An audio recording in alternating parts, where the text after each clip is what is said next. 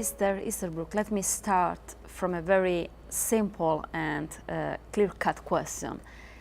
Is antitrust a matter of law or a matter of politics? Looking at the bulk of the relevant legislation, it would appear that it is a matter of law. But antitrust authorities deal so much with predictability and with future that in some sense may act as political authorities. Antitrust is, of course, based in law. In the United States, for example, it's based in a statute enacted in 1890. But the Supreme Court has understood that statute as authorizing the courts to create a policy of competition law. In the United States and the United Kingdom, it's referred to as a common law process. It turns out that in the European Union, under such grants of authority as Article 82, again, it's very open-ended and leaves much to the European Commission and in turn to the courts. But I don't think one would say that the world has to be divided between law and politics. There is an intervening ground. Something can be decided not completely by what's written down in the statute, but by a long process of working things out in a rational way. Again, in the United States and the United Kingdom, this is generally thought of as the common law, which is not, by its nature, political.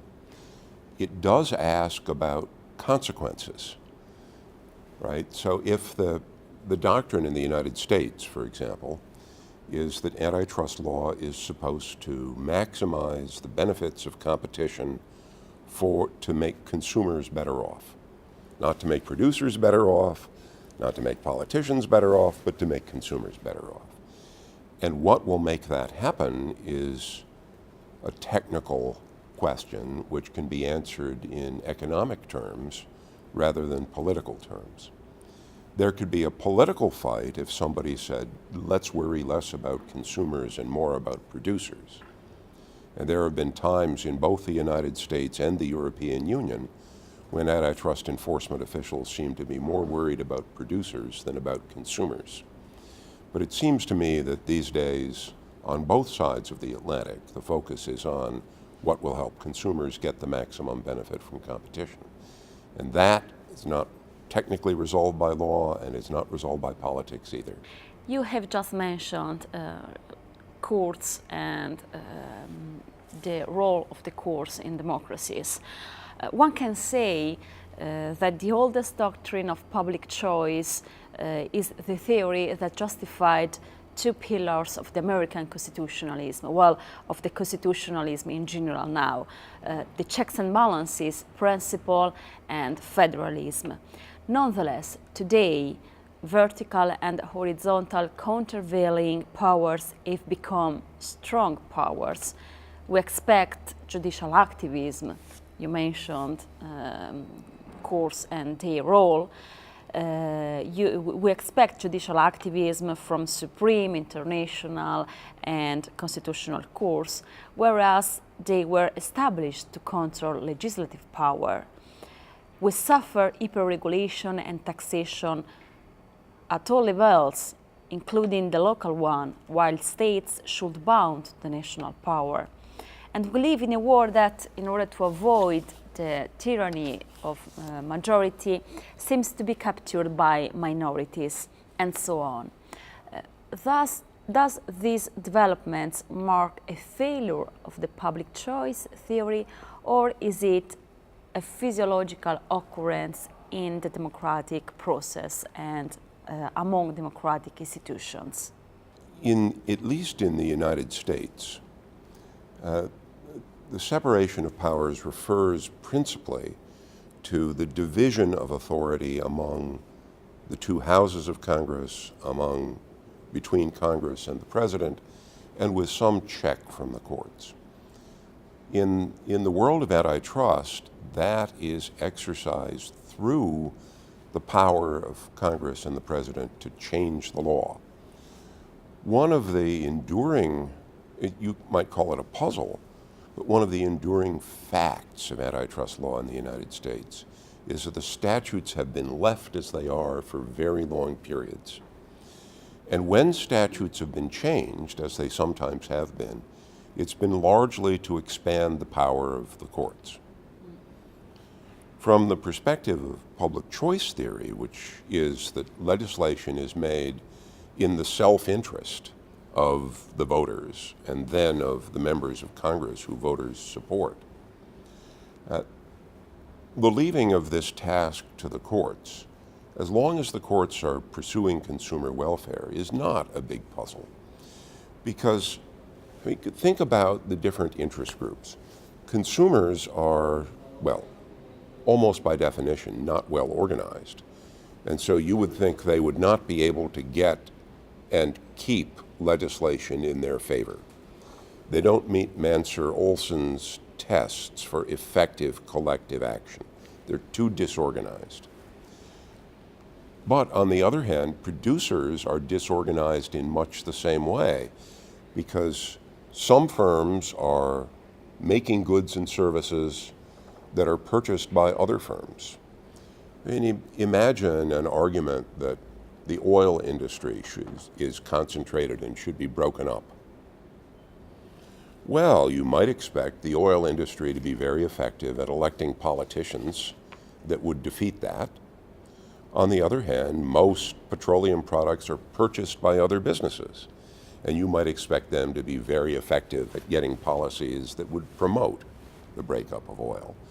And that has produced stability rather than change in the United States, and it seems to have had the same effect in the European Union. So as long as the antitrust enforcers seem to be focused on consumer welfare, you have this paradox that they are helping a group that in the public choice model does not have political power, and yet there's no other group with a countervailing authority powerful enough to get a different result. You recall the role of antitrust legislation, and it is said that antitrust protects good competition from bad and helps promoting the good one. The public choice theory translates this concept into the legal system and deem a healthy competition among institutions to be a positive good. But in a world where the dialogue among institutions and jurisdictions, scholars and the courts makes legislative decision more and more similar and legal transplants intensive, is there still room for the idea of institutional competition? Certainly in the United States, you see institutional competition between states. The United States antitrust enforcers are also competitive. There is, at the federal level, both the Antitrust Division, part of the Department of Justice, and the Federal Trade Commission, competing enforcers. I think it's wonderful in a way that for a body of law designed to promote competition, we have competition among enforcers. The European Union, as far as I can see, and I always worry about a public official in the United States, which is what I am making judgments about Europe. Europe seems to have less competition in enforcement. There's a single antitrust commission with part of the European Commission with authority across the European Union. And it seems to have a bigger role than either the Antitrust Division or the Federal Trade Commission. So there is perhaps less competition. And here's another source of what worries me. The United States and Europe, and for that matter Japan and China, have traditionally had some differences in their own systems of antitrust enforcement. Every once in a while, the antitrust enforcers get together and they meet and they discuss how they're going to enforce things, and they suggest that they are going to harmonize antitrust enforcement. Whenever I see the statement that they're going to harmonize antitrust enforcement, I wonder, gee, is this suppressing competition? Right? Adam Smith once said that you could scarcely get businesses together in the same room when they talk to restraint of trade.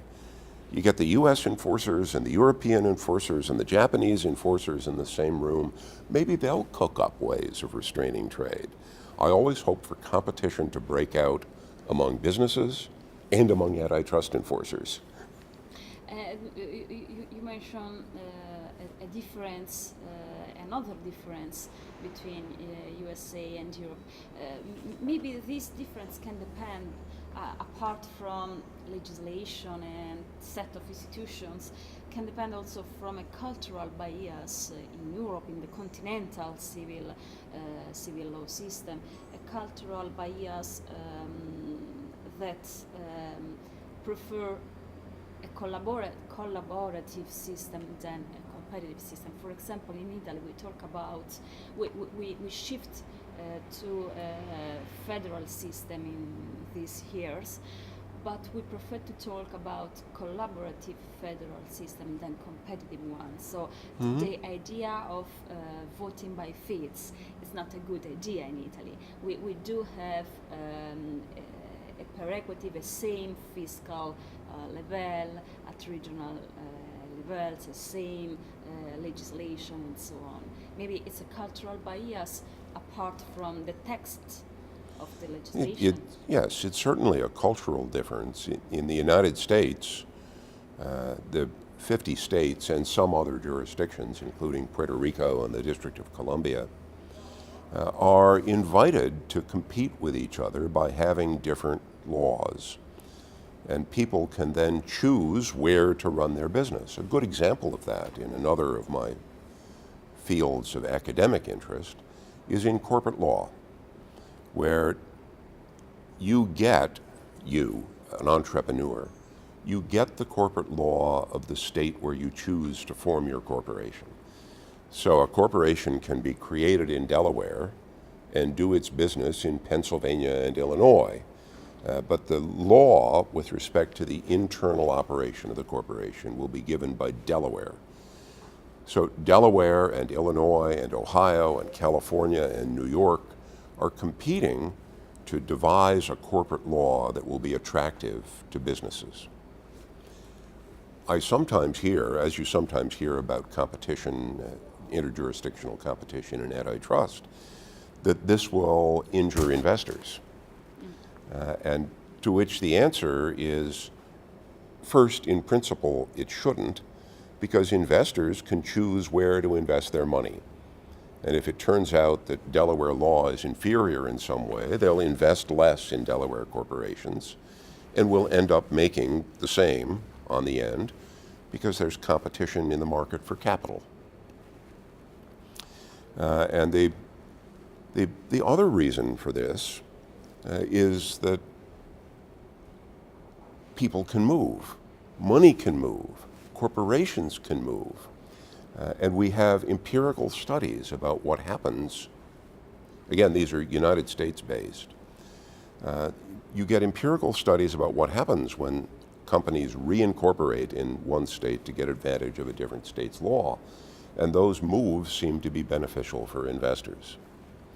This kind of competition was not possible in Europe for a long time because Europe followed what was known, at least in the United States, as the real seat doctrine. You got the law in the place where your operations were. If I understand correctly, Europe is slowly moving away from the real seat doctrine, and I expect we'll get more competition of different kinds in European law.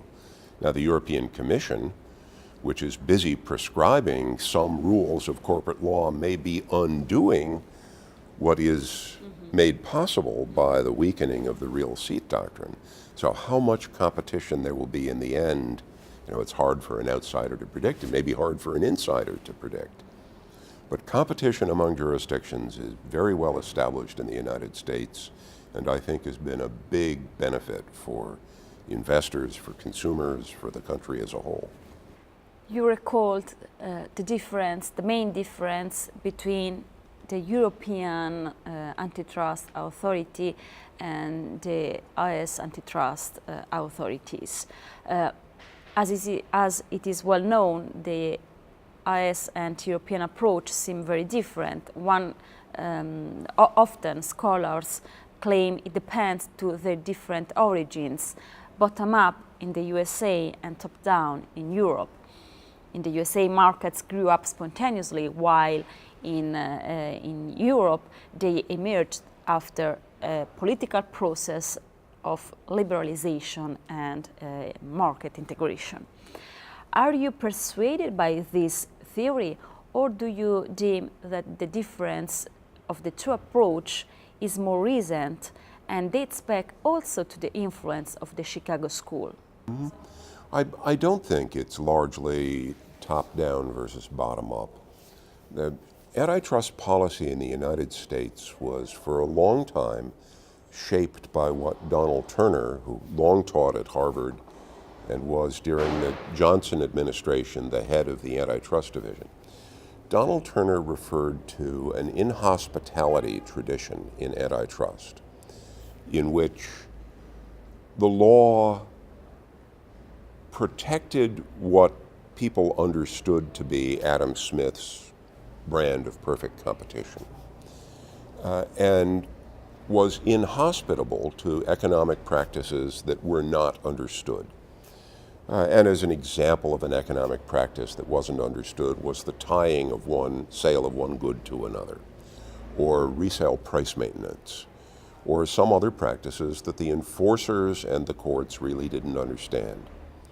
And Turner then added that as in this field we are very ignorant, we tend to condemn a lot of practices.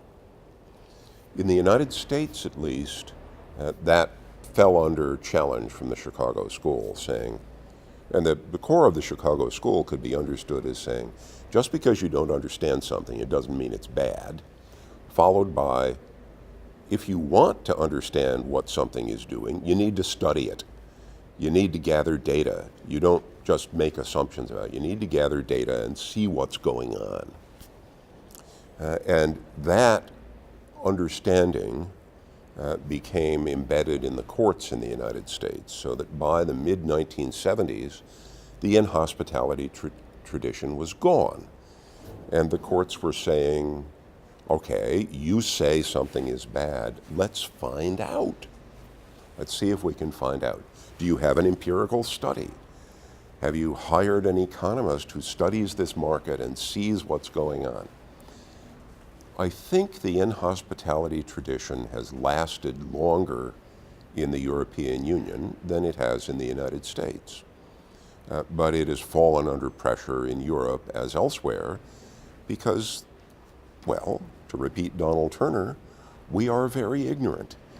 People are coming up with new practices all the time, and people get suspicious of them.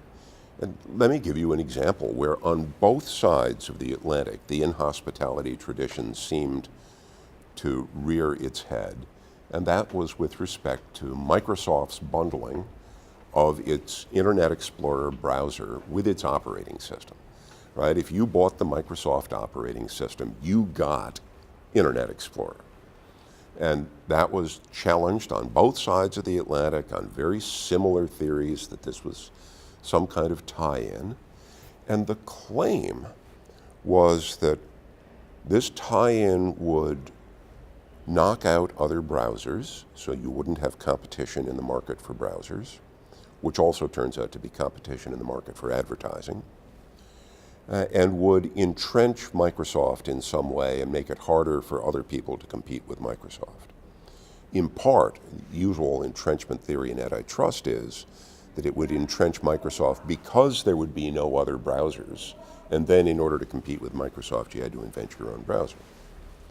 Well, we had an opportunity to test those theories against what happened in the world. Did bundling a browser prevent other people from distributing their browsers? Turns out the answer is no.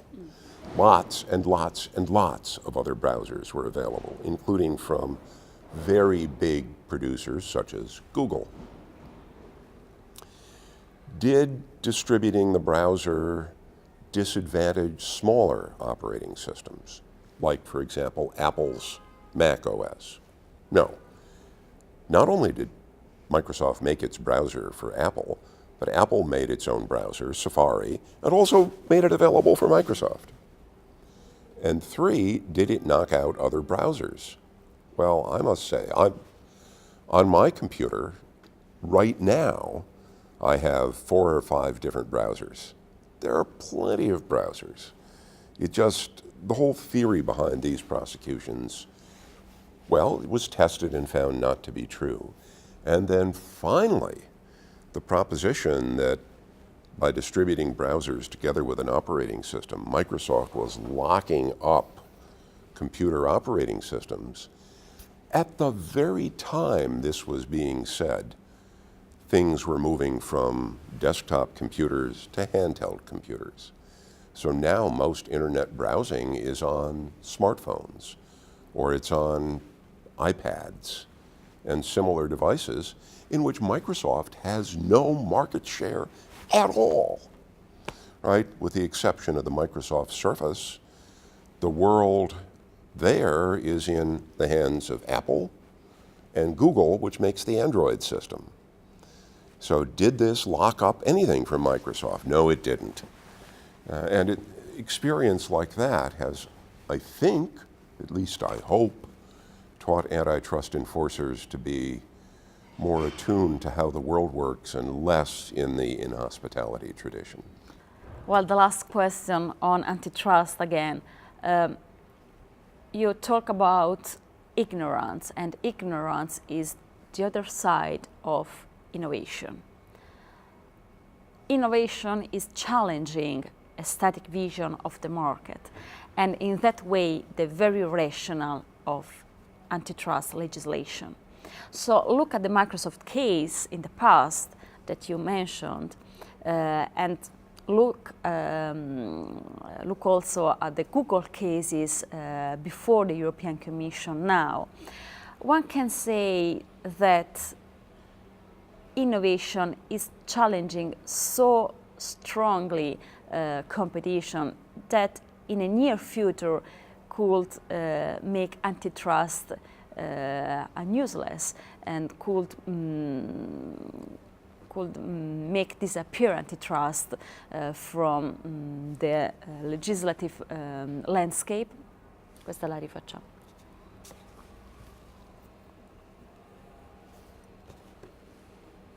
So the very last question on antitrust again. You have used now the word ignorance, and ignorance is the other side of innovation. And innovation is challenging a static vision of the market and of competition, and in that way the very rationale of antitrust legislation. Look, for example, at the Microsoft case that you recalled, and now at the Google cases before the European Commission. Might we dare envisaging a near future without antitrust because of the emerging role of innovation in our markets? I don't think we could envisage one without antitrust, but I don't think it's coming. What I foresee coming is something that has substantially happened in the United States, and I think Europe is moving toward, which is judging practices by what happens rather than by what effects you think they will have. So you have some unusual practice. Take, for example, a tie-in of an operating system and a browser. They're sold as a package. People don't understand the effects of that practice. There are two things you can do. You can condemn it at the outset because you believe it will lead to monopoly, or you can let it go at the outset and see whether it leads to monopoly. And if it leads to monopoly, then you can condemn the monopoly. But if it doesn't lead to monopoly, which the Microsoft practice did not, then you condemn nothing. You let things go. That's the direction that the United States antitrust policy has moved in. There was a very important case in the United States in 1984 where the plaintiffs, who were TV producers, said that Japanese and Korean TV producers were selling their TVs for too little. The theory is called predatory pricing in the United States. We're selling their TVs for too little, and that would knock out other television manufacturers and enable the Japanese to monopolize and make a monopoly profit. And you could think of the claim of this strategy as a form of investment in below price pricing, right, in below cost pricing in the first period. It leads to monopoly, and then in the final period, you recover your investment by charging a monopoly price, and you make back what you invested in evicting your competitors. There were potential problems with that theory. One is that the low price had been going on for a very long time. And if you're trying to recoup a long time predatory price, most likely you won't be able to do it even with a monopoly. And second, the theory was that the producers who were charging this low price, there were lots of them. So even if everybody else was knocked out, they would still not be able to collect a monopoly profit unless they could form a cartel. So some people, I'm one of them, wrote articles, this was before I became a judge, wrote articles saying, you can't judge this in advance, you have to see what happens. You have to see whether it creates a monopoly. And that theory prevailed in the Supreme Court. The Supreme Court said, essentially, it's been understood as saying, the only way to assess a predatory pricing case is to see whether a monopoly comes about. Because otherwise, all you have is good old-fashioned competition in which the more efficient firms are knocking out the less efficient firms. And of course, we ran that experiment in TV and other electronics. And during the 1970s, the price was going down. During the 1980s, the price was going down. During the 1990s, the price was going, it's still going down. Right? There has never been a monopoly recoupment period. So for antitrust to have said, we will stand back and let that form of competition take its course was by far the best. And this is now, I think, understood as the norm in the United States. When you see an unusual practice, let it play out and see what happens. And my sense is that Europe is moving in that direction. It may not be there yet. The United States got there in 1984. Europe may be there soon.